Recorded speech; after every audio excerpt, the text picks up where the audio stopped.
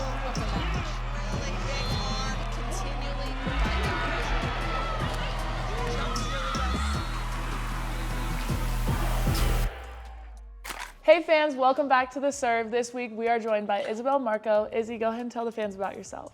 Hi guys, I'm Izzy. I'm a sophomore setter here at Utah. I'm super excited to be here. I've always dreamed of playing Division I volleyball, so to be here and to be doing an interview with you is just a dream. Yay! Okay, so tell me about your background and what the recruiting process looks like for you. Okay, so I've been playing volleyball for 10 years now. I started when I was 10. My dad introduced me to it. He is from France, and it's like a really popular men's sport in France, so he grew up playing beach and indoor. He kind of introduced me to volleyball, and I really didn't like it at first. Like, I was crying on my way to practices. It was like a big ordeal in my family. But I still went every day, and then I made my first club team, and it was like we were very bad. It was like underhand serves, just like very beginner. Yeah. And then I just fell in love with the sport. It was just like I knew this was for me. I wanted to keep going. So then I kept playing. Then my recruiting process, I was not a very highly recruited athlete. Yeah. I was definitely comparing myself to other people a lot, which was really hard for me. I think my sophomore and junior year when everyone was kind of getting offers, posting about it, and I was just like not receiving anything.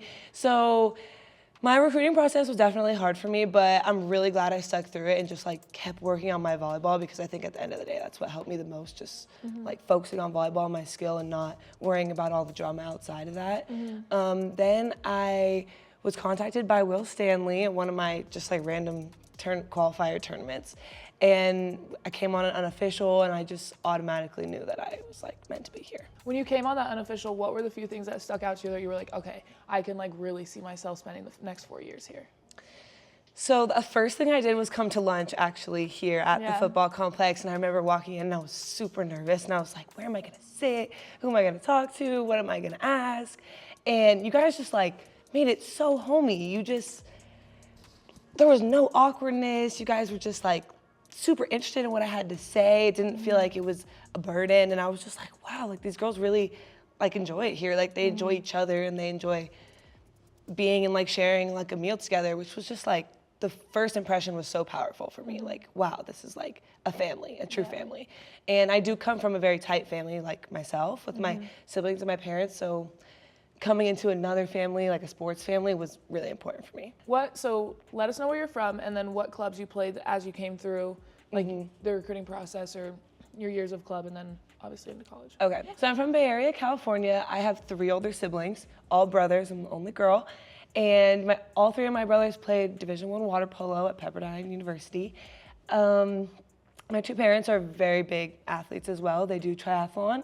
So athletics has just kind of run in the family forever.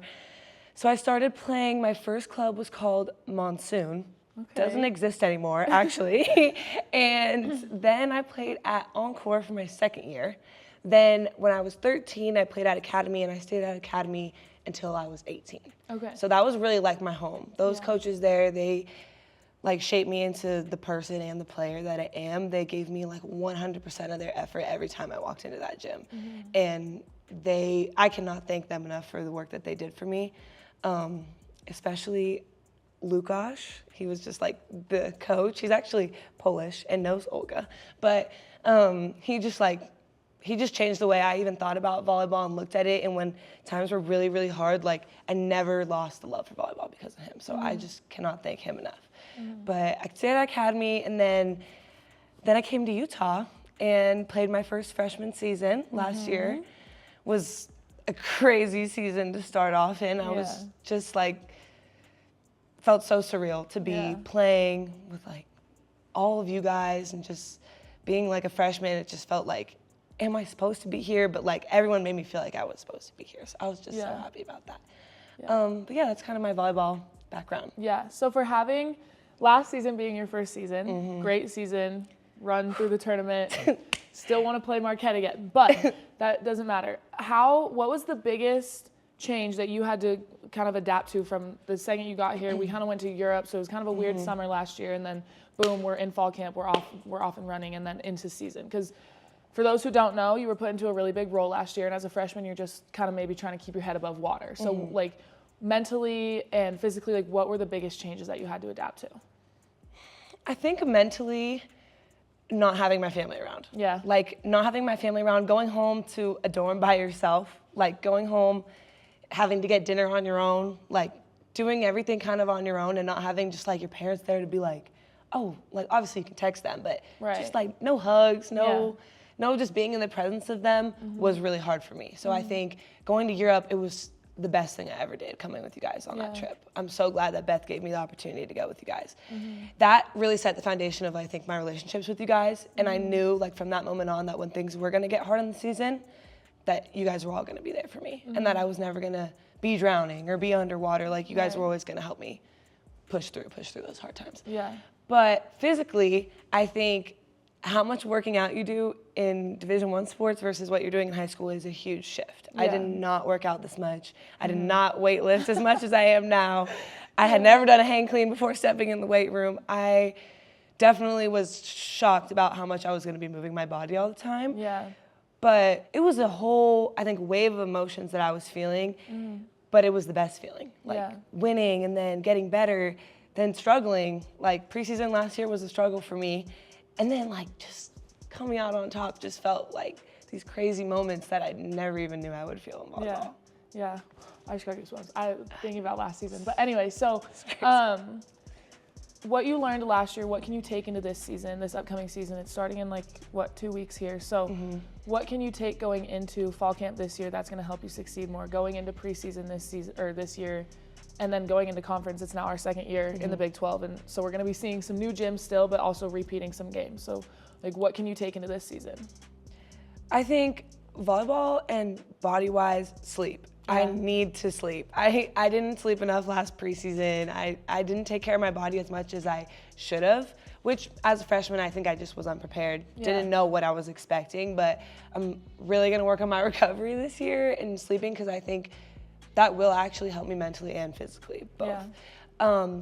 Physically, just like putting it out there. Like I felt like last year I would be really uptight before games and just like nervous and wouldn't just play loose. And Beth and Will would always tell me, just play, like just be you, be the athlete that you are. And that's what I want to carry into this season, just be the athlete that I am and bring forth what I have to bring. I love that. Okay, so then what are you looking forward to most this season? Oh man, beating BYU. I'm 3-0 sweep again at home. Come on. More fans. Need it. Oh boy. Need it. That's so exciting. Okay, enough about volleyball. Tell me a little bit more about your family. You said your dad's from France. How'd your parents meet? Oh my God, this is just the craziest love story ever. Okay, so my mom's dad, my grandpa on my mom's side, and my dad's uncle were both cardiologists, and they were working together. My dad's uncle obviously lived in France, but they were doctors, and they both had 3 daughters. So they did this summer exchange one year where the 3 daughters went to France. My mom and her sisters went to France, then the next summer they came to the US. And when my mom went to France, she was 12 years old. She met their cousin, which was my dad, at this really small beach house. Like, my parents will still drive by it today and they'll be like, that's where we met. And it's really funny. But they met super, super young. Then my dad grew up, went to medical school in France. My mom went to SMU and then moved to Germany, worked a little bit in Germany. That's where they reconnected. Then they got married, moved to the US, had my 3 older brothers and me, and now they've been married 31 years. That's so exciting. Explain the kind of back and forth dynamic between living here and living in France. So my parents originally were not going to move back to the US, and they were going to stay in France, and they came back just for 1 year. And they had my oldest brother, Philippe, and they were just always planning on moving back. And then once they had Philippe, they just stayed, and my mom and her whole family lives in California, so they had everyone there. And then my dad was really adamant though on us having that French culture still and knowing how to speak French, because my French grandparents don't speak English. And having that family connection is really important, and my family to be able to talk to everyone. So he wanted all of us to know how to speak French. So he made it that every summer and winter we would go back to France. So when I was young, I was spending 2 months in the summer in France with my grandparents, and then every Christmas. Never missed a Christmas without my grandparents, which is so crazy to think that even during COVID, we found a way to get back over there. But yeah, so it's a very interesting dynamic having lived here my whole life, but I still have dual citizenship, and I think a very big part of me is French and that culture I carry with me every day.